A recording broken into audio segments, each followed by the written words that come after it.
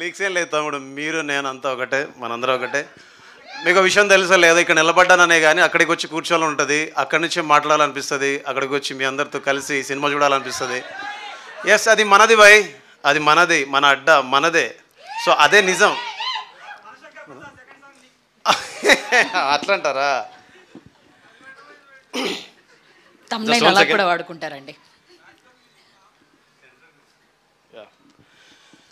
గుండె గుడిలో దాచుకున్నానే, గుండె సడిలా మారిపోయావే, కంట తడివై జారుతున్నావే, పిల్లాని వల్ల ఏదోలా అయ్యానే, వెళ్ళే దారుల్లో వదిలేసిపోయావే, ఎలాగే నీతో ఎలాగే ఉండాలే నేను ఇలాగే, ఎలాగే నీతో ఎలాగే ఉండాలే నేను ఇలాగే, గుండె గుడిలో దాచుకున్నానే, గుండె సడిలా మారిపోయావే, కంట తడివై జారుతున్నావే, పిల్లా నీ వల్ల ఏదోలా అయ్యానే, వెళ్ళే దారుల్లో వదిలేసిపోయావే, ఎలాగే నీతో.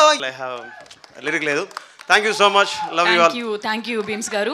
ఇందాక అమ్మాయిని ఇంప్రెస్ చేయడానికి ట్రై చేశారు, అది అర్థమైంది. అక్కడ వర్కౌట్ అవుదని ఒక క్లారిటీగా మీకు ఉంది కాబట్టి మళ్ళీ నన్ను ఇన్ చేశారు, అది కూడా అర్థమైంది. బట్ ఈ పూటకి నా కోసమే పాడారు పాట అని అనుకుంటాను నేను.